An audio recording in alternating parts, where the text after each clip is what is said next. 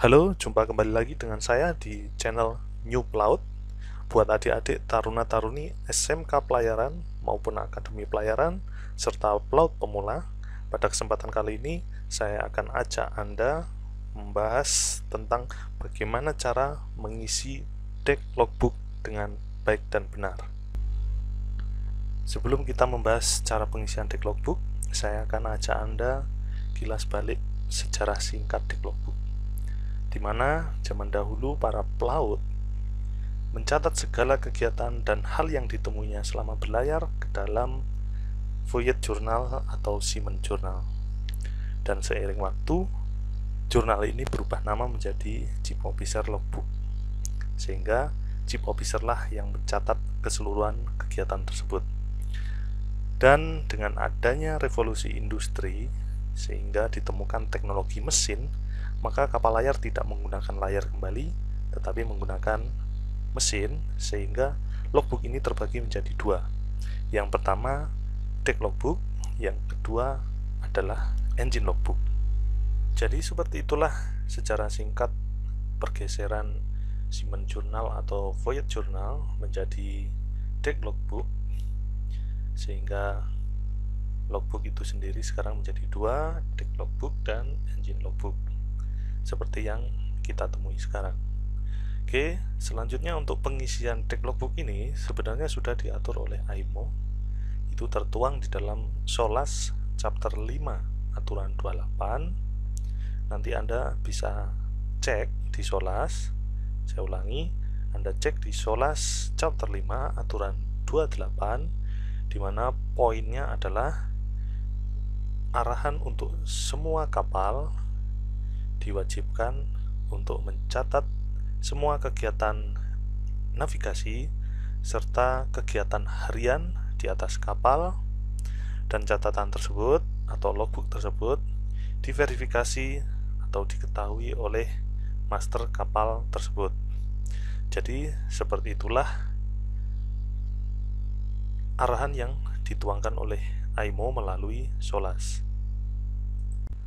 Selanjutnya kita memasuki tahap pembahasan cara pengisian deck logbook. Kebetulan yang saya tampilkan ini adalah contoh deck logbook yang dikeluarkan oleh pihak perhubungan laut, dan tentunya deck logbook ini sudah mengacu dan mengikuti standarisasi dari AIMO, sehingga deck logbook ini jelas bisa digunakan berlayar dimanapun. Jadi apabila ada statement bahwasanya deck logbook ini tidak bisa digunakan di perairan atau di negara asing, itu adalah salah, karena deck logbook ini sudah mengikuti standarisasi dari AIMO. Dan tentunya buku ini disahkan bahkan di eksibitum oleh pihak perhubungan laut. Kenapa menggunakan dua bahasa? Karena ini untuk memudahkan pelaut-pelaut Indonesia dalam mengisi deck logbook, sehingga tidak terikat diharuskan untuk bahasa Inggris, tetapi disarankan alangkah lebih baiknya menggunakan bahasa Inggris, sehingga apabila kapal Anda sedang mendapatkan perintah untuk berlayar ke luar negeri, maka akan memudahkan apabila ada pengecekan dari pihak Port Authority negara setempat. Oke, selanjutnya untuk deck logbook ini disarankan, saya ulangi, disarankan menggunakan bahasa Inggris untuk pengisiannya. Jadi untuk halaman depan ini nanti Anda tulis nama kapal Anda, selanjutnya ditambahi di bawahnya, entah itu di stempel atau ditulis tangan, kasih keterangan bahwasanya working common language is English. Jadi nanti jelas bahwasanya di covernya ini ada tambahan di bawahnya, bahasa utama yang digunakan di kapal, bahasa kerjanya adalah bahasa Inggris. Bila keterangan ini tidak Anda tulis di halaman sampul ini atau di cover ini, Anda bisa juga tuliskan di bagian halaman pertama. Anda tulis di bagian bawah untuk halaman pertama. Selain itu, di cover ini atau di sampul ini Anda juga bisa menambahkan nomor urutan disertai periode penggunaan logbook ini.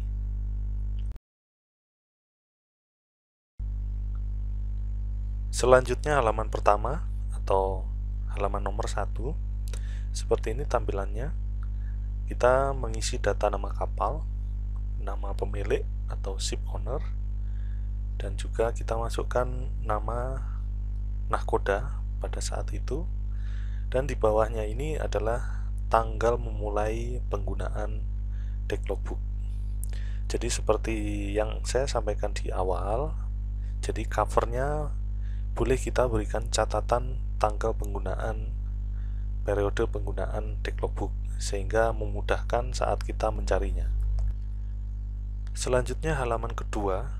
Halaman kedua ini berisi pasal-pasal dari kitab Undang-Undang Hukum Dagang dan peraturan-peraturan maupun SIP Ordo nanti yang mengatur penggunaan deck logbook ini, sehingga deck logbook ini bersifat formal sehingga di depan hukum bisa digunakan sebagai bukti yang sah. Begitu juga di depan klaim untuk asuransi juga bisa digunakan sebagai bukti yang sah. Untuk detail masing-masing pasal yang tertuang dalam halaman 2 ini saya tidak akan jelaskan mendetail, karena apabila saya jelaskan akan memakan waktu yang lebih lama. Nanti silahkan Anda pelajari sendiri, silahkan Anda searching melalui Google.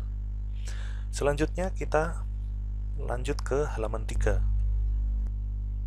Untuk halaman 3 ini berisi hal-hal atau perihal atau subjek yang terjadi atau telah dilakukan dan tercatat di dalam deck logbook ini, maka kita transferkan, kita hanya memindahkan nomor halamannya saja. Seperti contoh berikut ini, saya berikan contoh. Oke, contohnya seperti ini. Jadi halaman ini lebih mudah, cara pengisiannya kita hanya mentransferkan atau memindahkan nomor halaman yang berhubungan dengan subjek yang tertuang di dalam halaman 3 ini. Oke, selanjutnya ke halaman 4. Di dalam halaman 4 ini kita harus mengisi data min draft atau draft rata-rata tengah kapal berdasarkan pembagian zona. Yang pertama itu zona freshwater atau daerah pelayaran air tawar. Yang kedua zona summer atau daerah pelayaran musim panas, dan yang ketiga zona tropical yaitu daerah pelayaran khatulistiwa. Untuk pengisiannya, sumber data informasi datanya itu kita bisa lihat di catatan kaki di halaman 4 ini. Anda lihat bahwasanya kita bisa ngambil sumbernya dari sertifikat lambung kapal atau load line certificate dan deadweight scale. Jadi datanya dari situ, kita pindah ke atas, kita masukkan datanya dengan satuan desimeter. Sedangkan untuk kolom di bawah ini kita masukkan tanggal berangkat dan kita isi pelabuhan tolak dan pelabuhan tujuan.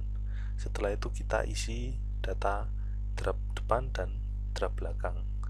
Dan perlu Anda ingat, pastikan draft rata-rata tengah itu sesuai dengan zona yang kita layari. Setelah itu kita bisa meminta tanda tangan nahkoda agar nahkoda mengetahuinya.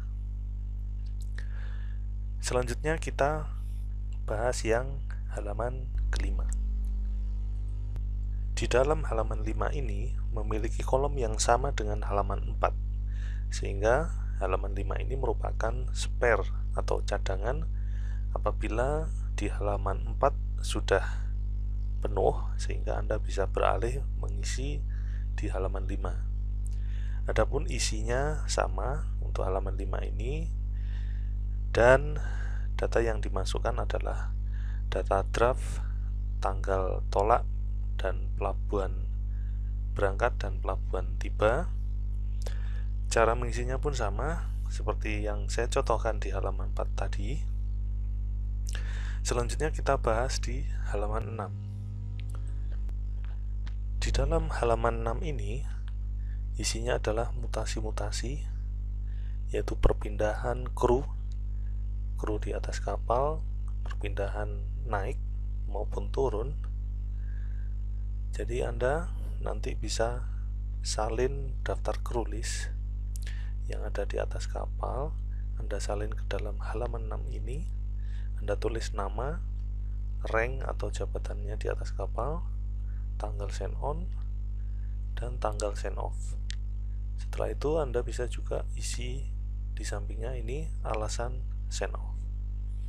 Anda bisa pilih keterangannya sesuai keterangan yang di atas, yaitu keterangan dipindahkan atau transfer, terminated atau dipecat, disersi atau diberhentikan dengan tidak hormat. Jadi untuk pengisiannya tidaklah sulit, Anda tinggal memindahkan daftar kru list yang di atas kapal ke dalam halaman 6 ini. Apabila ada kru yang sudah send off, Anda bisa delete atau cukup memberikan satu garis delete saja, bahwasannya itu kru tersebut sudah send off. Oke, selanjutnya kita ke halaman 7. Di dalam halaman 7 ini isinya sama dengan halaman 6, sehingga halaman 7 ini digunakan sebagai spare atau cadangan apabila saat pengisian di halaman 6 sudah penuh, sehingga Anda bisa transfer atau pindahkan ke halaman 7. Adapun cara pengisiannya sama dengan di halaman 6 seperti yang saya sampaikan tadi. Selanjutnya kita bahas halaman 8. Di dalam halaman 8 ini kita memasukkan data jumlah pekerja yang ikut di atas kapal guna mendukung kegiatan bongkar maupun muat. Kita memasukkan data tanggal naiknya, tempat di mana naik, dan jumlah pekerja yang naik. Sebenarnya di halaman ini kita boleh melampirkan atau attachment lembar kru darat atau pekerja darat yang ikut di atas kapal. Kita staples di sini. Begitu juga untuk halaman 6, untuk halaman mutasi, kita juga bisa melampirkan daftar kru list yang terbaru, dan kita bisa attachment atau melampirkan di situ dengan memberikan staples, sehingga halaman 6 dan 8 ini sama-sama memiliki data pendukung yang lengkap. Selanjutnya kita bahas halaman 9. Dalam halaman 9 ini kita harus memasukkan data pelaksanaan lifeboat drill atau latihan skoci serta pemeriksaan skoci beserta perlengkapannya. Biasanya kolom ini diisi oleh mualim 3 karena mualim 3 yang bertugas merekod kegiatan drill serta membuat laporannya, sehingga dia harus memasukkan data di sini supaya hasil catatannya itu sama dengan deck logbook, di mana dia harus menulis tanggal dan tempat pelaksanaan drill, yaitu tempat secara geografikal. Terus harus menuliskan skoci yang mana yang digunakan dan diturunkan atau waterbound. Selanjutnya juga mencatat keadaan skoci serta keadaan perlengkapannya. Setelah itu diketahui oleh nakoda dan ditandatanganinya. Selanjutnya kita bahas halaman 10 dan berikutnya.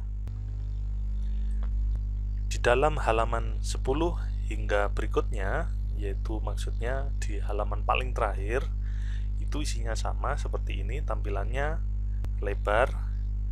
Kebetulan yang saya ambil contohnya adalah halaman 12. Cara pengisiannya sangat kompleks, perlu waktu yang panjang untuk menjelaskannya. Jadi tetap Anda ikuti video penjelasan dari saya. Nanti saya akan jelaskan detailnya di video part berikutnya. Oke, Terima kasih atas kesempatan Anda untuk menyelesaikan menonton video dari saya. Semoga Anda terus mengikuti dan bermanfaat untuk Anda. Jangan lupa klik like serta subscribe-nya, dan jangan lupa Anda share ke teman-teman Anda. Terima kasih. Sampai jumpa kembali di video berikutnya. Terima kasih.